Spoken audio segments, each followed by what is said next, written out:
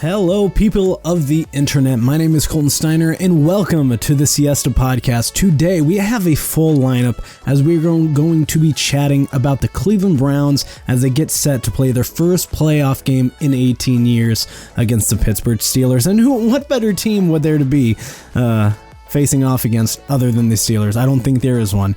But this game doesn't come without its setbacks, and as we say a lot of times in Cleveland, nothing is given, everything is earned. So come Sunday, they're going to be missing some key players. Obviously, the big one, Kevin Stefanski, the head coach, who has led them to an 11-5 season, and there's no beating around the bush here. This is going to be a tough game. It's a playoff game, and you got to be prepared no matter what obstacles you face. But the Cleveland Browns will be missing Ronnie Harrison, Joel Bitonio, Kevin Johnson, Harrison Bryant, Kadero Hodge, Malcolm Smith, and possibly Denzel Ward. And the big one there, in my opinion, is Joel Bitonio, offensive lineman who has been a driving force for this team for several seasons, and missing him is a big loss because as we all know, Nick Harris, who's also on the IR for the Browns, a backup offensive lineman, is out. So we're going to have a third string offensive lineman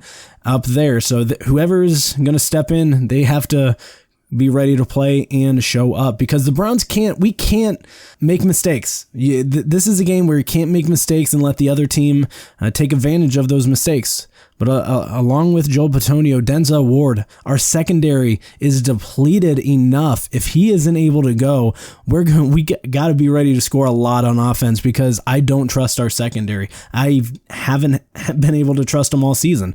But looking at this team, we have the ability to score a lot of points. We've done it in the past. We did it against the Baltimore Ravens. We just didn't have the defense to stop them.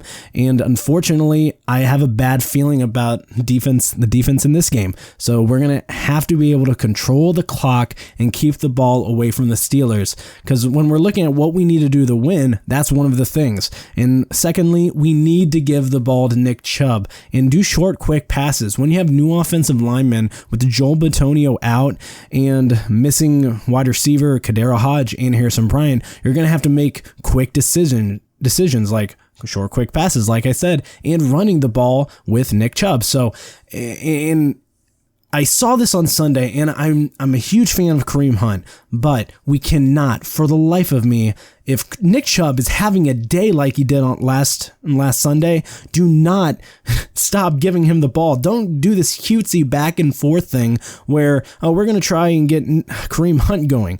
If Nick Chubb just broke off a 47-yard touchdown, why are you taking him out on the next drive? I just don't understand that. And especially on the last drive of the game, when the Browns were only up one possession, we put Kareem Hunt in instead of Nick Chubb, and we had to punt, gave him a chance to tie it up. They scored a touchdown, wasn't able to get the 2-point conversion, but you can't make those mistakes. To go with what was working. I said this on the Grinding Gears podcast. Do not let up on offense and do not play not to lose. That's what I've been saying all season.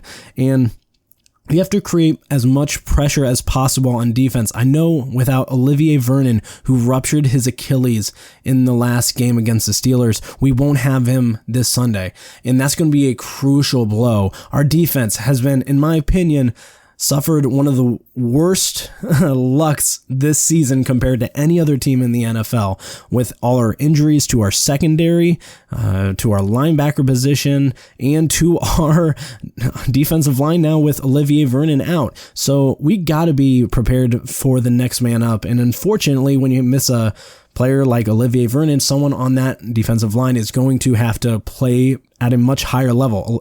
Myles Garrett, who has kind of struggled since he has returned from COVID,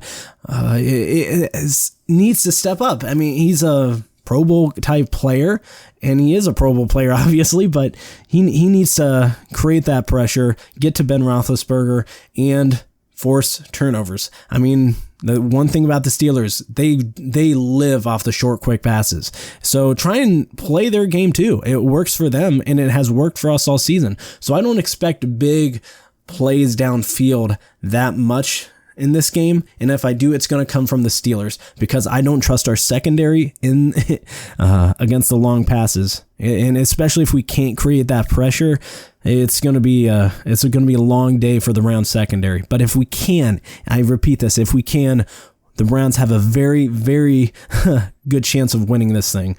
But also, the Browns need to just stop the run. It hasn't been great the last few games, and it kind of goes back all the way to the Baltimore Ravens game. And with Olivier Vernon out, that's going to add another element to this defense of another, what's the right word for it? Adversity to overcome. So stopping the run, it has to be better. I have not really been pleased. It seems like teams are breaking off a lot more runs as of late, and it just has to be better. It hasn't been as good as it was at the beginning of the season, so they're going to have to learn how to handle the run, how to stop James Conner along with their other backs. And the fortunate thing, Ben Roethlisberger is not a mobile quarterback. He won't be running out of the pocket. So if you can create that pressure and force James Connors to stay behind the line of scrimmage, it's going to be a good day for the Browns defensive line if they can create that pressure. Also, Baker Mayfield, the leader of this team, this franchise quarterback, as I have said all season, he needs to lead this team past the adversity and be the leader. I mean, he's the guy. He's your quarterback. And even on defense, he has to be in guys' faces. Come on, guys, we got to play. I'm trying to help you guys on offense, but you guys have to show up on defense too. I mean, I'm doing as much as I can, and he has to step up too. He hasn't played his best football in the last couple weeks like he normally has, but along with that, he does have some excuses against the Jets as he was not with his key 4 wide receivers. And last week, I mean, I was pleased with what I saw, but it definitely could have been better. And I have some predictions for this game. I mean, Browns secondary will struggle. I think that's a fairly easy one to bring up because I think it's been true the last 16 games. There hasn't really been a big game all season where I've been particularly proud of this defensive secondary, and that's even been with Denzel Ward. And even though he's been a great secondary player, even when he's out there, he can't run the entire secondary by himself. So if the Bengals, Redskins, and Bills can beat the Steelers, and mainly the first two, the Bengals and the Redskins. Well, I know they're the Redskins to me. I'm sorry if it offends you. I'm just so not used to calling them the football team. It makes no sense. Washington, whatever. But if they can beat them, why can't we? It's a football game. On any given day, anybody can beat any team. And I say that every week because as a Browns fan, everyone expects you to come in and be the laughingstock. Well, let's show them. Let's show them who's boss. Juju Smith-Schuster said, we're the same old Browns. Right there, that's bulletin board material. Right there.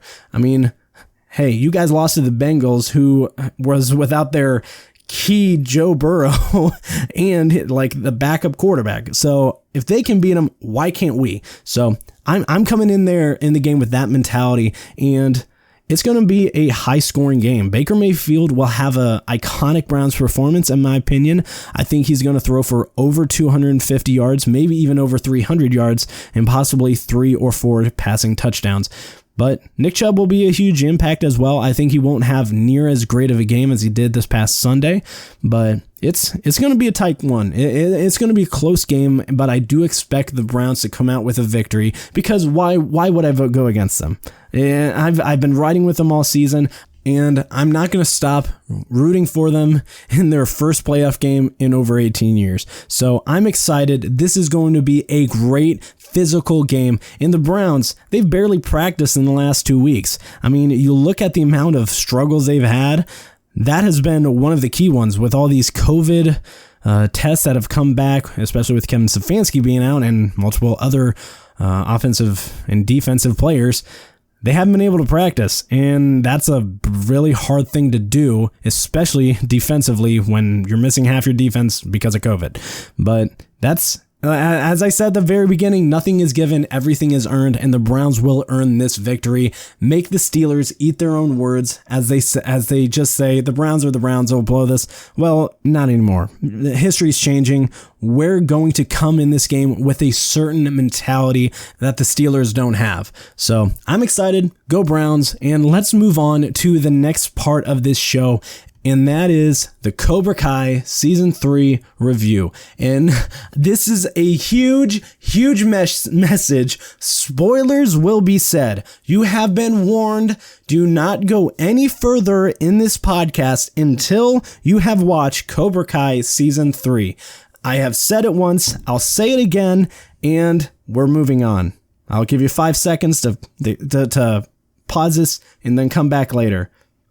But this is the best season of Cobra Kai yet. It is phenomenal. And this show, it just keeps getting better and better. And you look at the first season, it drew you in to very likable characters. And the next season just built on that. And this one built on that plus more. And it's just absolutely amazing what this writing team is able to accomplish. The storytelling from episode to episode was amazing. They brought every single piece together, from the point that Daniel's business is going awry to him going to Okinawa and pretty much saving his business there, while also getting to bury the hatchet with Chosen and seeing Kamiko and getting to one more lesson from Mr. Miyagi. So it is great, phenomenal. I love every aspect. And when I'm looking, I was going to say my best parts and my least favorite parts, but when I was going over the least favorite parts, some of it was actually like some of my favorite parts too. So it's hard for me to judge and diss on this show when it is just greatly well written. It keeps the same pace that what the previous season had, where every character has their own story. So Daniel LaRusso, he has his own story. Johnny and Miguel, they have their own story. Johnny and Robbie, they have their own story. And then Daniel and Sam, and then Daniel and Amanda, they have their own stories, and it's just great. I loved every minute of watching this show and the twists and turns that make sense. Like, it's not like a curveball, like, oh, that really doesn't make any sense. It makes sense the more you think about it, and those twists and turns just work for those characters. And I'll say this once, and I'll say this later on, but the action, the cinematography, and the acting continue to get better. When Johnny and Miguel are having a heart-to-heart, the emotion there just draws you in. And when Daniel is reading Miyagi's letter, the emotion from Kumiko is just, it's there, and it almost brings a tear to your eye. And it was just incredibly great to watch. But let's go into what was meh for me, because I won't say what I disliked, because I really liked most of what I saw. And the first one I will say is it was meh for me, was Hawk all of a sudden turning on Cobra Kai. And you kind of see it happening throughout the entire season, but it just kind of happens all of a sudden during the final fight of the season at the LaRusso household. And it makes sense, but it happens so abruptly. That's what I really don't like about it. I mean, he came there to fight, was kicking total butt, and then all of a sudden he's like, you know what, I'm going to join Dimitri and the other Miyagi students. It's like, that was so out there that I kind of didn't understand it, but also everyone pretty much accepted each other despite all the hurt that was caused, which includes Dimitri getting his arm broken by Hawk. And I still freaking loved it though. I mean, I still freaking loved the scene where Hawk turns over and fights with Dimitri. I mean, it could be said that when he shook hands with Kyler, he realized that he had become the evil that he swore to destroy, as I drop a Star Wars Episode 3 reference right there. But it was enjoyable. The team up, the bros are back. I enjoyed it, but I thought it was a little bit too soon, and I thought it was a little bit abrupt, and despite everything that had gone through that season. But moving on from that to something else that was meh for me, I like the backstory for Kreese, don't get me wrong, but it kind of just brought me out of the show just for a bit. I thought there were more scenes than I thought that were needed, and there were a couple there. I know you got to build Kreese's backstory, and they did a great job of it, but some of it was a little bit forced, I thought, and wasn't necessary. And I'll be honest, a lot of this stuff is very minimal and very secondary to the point of the entire show. And like I said at the beginning of this, what was meh for me, there's nothing I really hated. Everything made sense in some sort of way. Like Hawk's turn from Cobra Kai to Miyagi-Do or Miyagi Fang or whatever they're going to call the new dojo.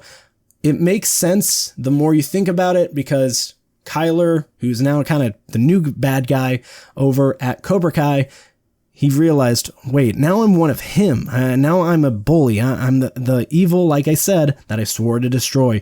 I became what I wanted to avenge.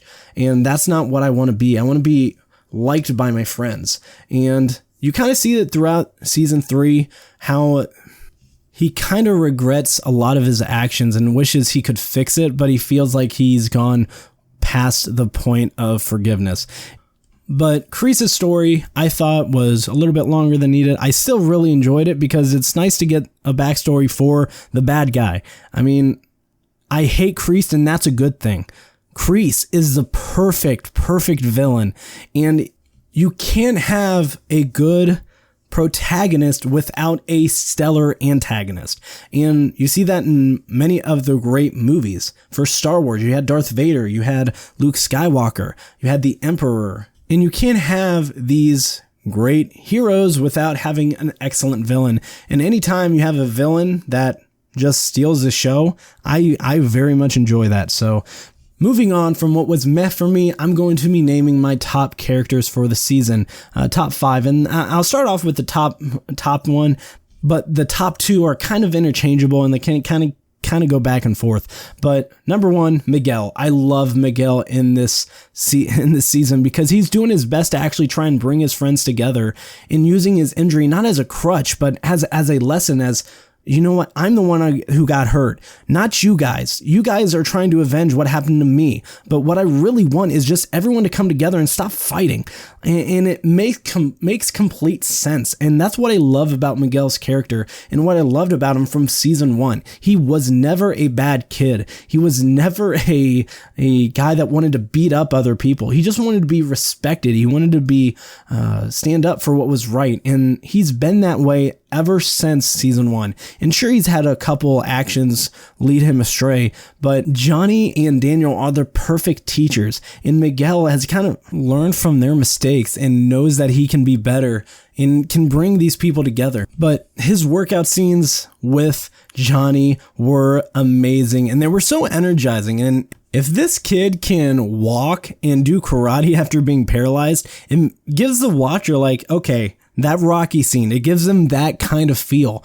And it's just great. And trying to figure out how Daniel and Johnny can be friends. He's like the mediator. He's trying to figure out a way both of them can get along because he loves Sam and he wants both Daniel and Johnny to just find a place of friendship, man. And that's where we all want to see. But moving on from Miguel, Johnny is my next one, and him and Miguel were kind of going back and forth, but his downfall at the beginning makes total sense. He blames himself for what happened at the high school, and he's just done, and his life is kind of like a bottomless pit of despair. And you can tell he sees that at the very beginning where he's just kind of getting beat up. Everyone around him's kind of pushed him away, his students, Carmen, and he's just done. And he realizes my life isn't really going well. The only thing I like about my life is Miguel, and I was one of the reasons he ended up in the hospital. And with him having a redemption arc in season 3 and finally becoming friends, I wouldn't say friends, but working together with Daniel LaRusso at the very end to stop Kreese is just so fulfilling. And he treats Miguel like a son because he's the father Miguel never had, and he doesn't want to fail him like he did to Robbie. And he's trying to fix his relationship with Robbie, but it just hasn't been that successful. And I can see him trying to do that in season 4, but you know what? he just can't seem to get a relationship with Robbie fixed, and I don't know if he ever will. I mean, that's been kind of a problem in the first 3 seasons. He's been trying to, and even when he gets so close, he somehow drops the ball on it. But Johnny, his relationship with Robbie is going to be an interesting aspect to take on in season 4, now that Robbie has pretty much joined Cobra Kai. And it's going to be fun because with him not ending up with Allie was great. Oh yeah, by the way, Allie Mills is back. Allie Mills Schwarber. Well, she dropped Schwarber because she's separated / getting divorced. Anywho, him not ending up with Allie was great. I love the scene where they're the ones at the golf course and playing those arcade games like Allie did with Daniel in the Karate Kid movie, but it's swapped the other way around. Like, everything in this TV show is upside down. Now Johnny is the one trying to find his way around life, but it's a great show and I love it. And I love Johnny as a character. But moving on from Johnny, as much as I love him, number 3, Amanda LaRusso. Yes, Amanda LaRusso is one of my favorite characters in this season. And you see it. She's a badass. I mean, the entire show is about being a badass, and she defines the show. And she is sick of the nonsense with Kreese, and when she slaps him, that is, so fulfilling and so great to see. He's like, I don't care. Kids are getting hurt. Dimitri's arm is broken and mangled, and you're just over here using your kids as soldiers. And she's done. And I totally get why Daniel married her. She is amazing, and I love to see more of her in season 4. She's very, very likable too, and she's been awesome since the first season. I loved her in the season 2, and I liked her in season 1, loved her even more in season 2, and she's even better in season 3. And even when she's cussing up a storm at the council meeting is just great. I love her. She is easily one of my top 5 characters. But on the next on the list is Daniel, her husband, who is the OG. And you can't have a top 5 list without Daniel LaRusso. I mean, he's trying to realize that grudges can be diffused, except with Kreese, because screw him. But Daniel is such a complex character because you see him from the Karate Kid movie, how much he has changed and how he's trying to live Miyagi's lifestyle and be a mentor to these kids like Mr. Miyagi was to him, but how he's just not living up. And he grows so much during this season, and especially when he goes to Okinawa and meets with Kamiko and Chosen, and he grows so much there, and he learns so much. And even when he's gone on to the next life, Mr. Miyagi is still teaching Daniel lessons. And I'm very interested to see how they build on his character in season 4 and how him and Johnny bury the hatchet even more. Because after the events that transpired in the season finale, you never really saw a interaction between him and Johnny.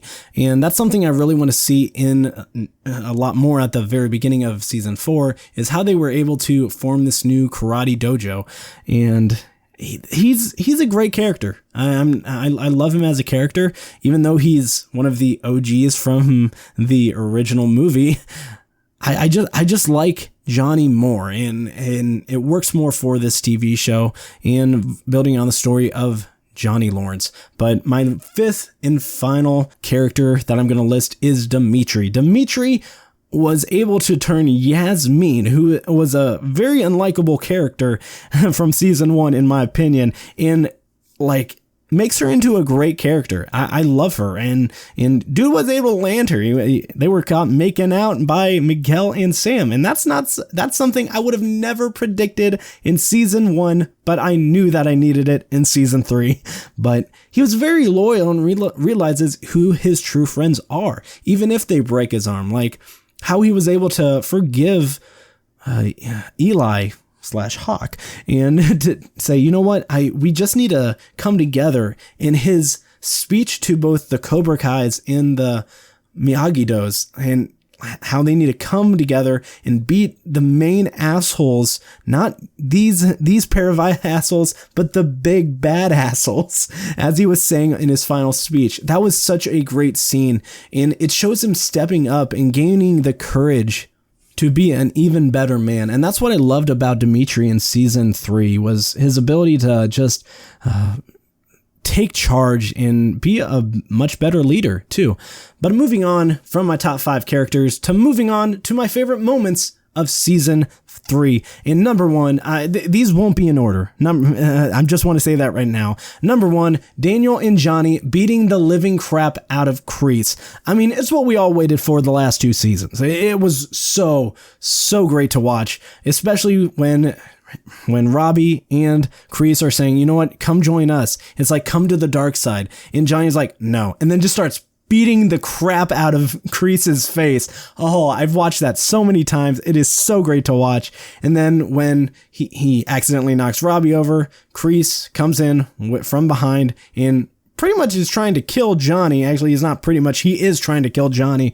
And then Kreese gets kicked off of Johnny. And you think maybe it's Robbie. No, but in comes Daniel LaRusso in the battle that we've waited so long to see. Mr. Miyagi kicked the crap out of Kreese many times throughout the Karate Kid original movies. And now it's Daniel's turn. And that scene, I don't even have to explain why. Everyone who watches Cobra Kai will get a sense of energy and love and enjoyment out of this scene. So I love it. I've seen it so many times. I've rewatched just that scene a lot because I just love the team up, and that's what I've wanted to see. But number 2 on the list kind of goes with number 1 is Daniel and Johnny teaming up at the end of the season to create their own dojo. And literally what we all wanted since season 1. We just want them all to come together and become friends. And I think this is a great job by the writers to get that satisfaction that we've all been craving for. I Can Feel It Coming in the Air Tonight playing in the background was the perfect song choice because we all wanted to feel like the team up coming in the air tonight since the first season. And hopefully they can bury the hatchet and be friends. And even though we didn't get to see much of that friendship take place in the forming of the one karate dojo, I think we'll see more of that in season 4. And it's not going to be an easy friendship that automatically, we've been fighting for years and years, and then all of a sudden we become best friends. No, there's going to be some struggles along the way, but I think they will eventually become good friends, and I would love to see that happen in season 4. And if they can just go grab a beer, become friends, and go on vacations together, I don't know if it'll go that far, but you know what? It was great to see. And speaking of rivalries, number 3 on this list of favorite moments from the season was Daniel and Chosen fighting and then becoming friends. Come on, the honk and laugh by Chosen may be one of my favorite scenes from this entire TV show and movies combined. That was so funny, and it was like, you don't expect it. It was unexpected. I did not expect him to just, after he has a very hard look on his face for the entire moments that we met him up until that point, and then he honks and then just starts laughing. How great was that? I loved it. And they literally almost fought to the death with Daniel and Chosen, and then they became friends. So if those two can become friends, why can't Johnny and Daniel? And it created a great storyline and created a good precedent for what can happen in this show and how enemies can eventually become friends. But moving on from that to my number 4 scene, and it's the Johnny and Miguel bonding scenes. I mean, going to the rock concert with him helping him walk and getting back to normal and eventually trying to teach him more karate. It was just great to see, and I loved every aspect of it. And when they're just chilling around and just chatting about life, it's enjoyable because it doesn't even really feel like a TV show. It just feels like a group of friends, and it feels very realistic. Like with Miguel trying to help Johnny with his the internet and how to chat to women online, when Johnny was the one that helped him actually end up dating Sam in season 1. So you kind of got that bonding and learning from one another. But along with that, the acting was incredible. When Miguel is in that harness and Johnny is trying to help him stand up, and Miguel just has all this emotion and then just ends up being able to stand there by himself this was very early on, and just him being able to stand by himself without any help was just incredible to see. And after you had that big argument between the two, and then just come together and share that moment, was just enjoyable. It makes you smile from ear to ear. And how great was that? I mean, it was great character development up until that point, and just continues to get better. But moving on from that, the final one, I'm pretty much the season finale of season 2, but at the LaRusso household. It was Cobra Kai versus Miyagi-Do and former Cobra Kai students. It was great. Dimitri and Hawk became friends again. The bros are back. Hawk pretty much came back and kicked the crap out of Cobra Kai students, and he redeemed himself, in my opinion. And Miguel, even after being paralyzed, was able to beat the crap out of Kyler. Sure, Kyler got some good licks in, but you know what? Considering he was paralyzed and barely able to walk and barely can do karate, let alone fight that hardcore, shows just how badass Miguel is. And the cinematography was great, and as was the stunts. They were amazing. The cuts, the camera angles, the smoothness moving from one fight scene to the next was so great to watch. And I cannot wait for season 4. I'm definitely planning on bringing more Cobra Kai content to this podcast in the future. There's lots of potential for theory podcasts and or videos, and maybe some future prediction chats I might have.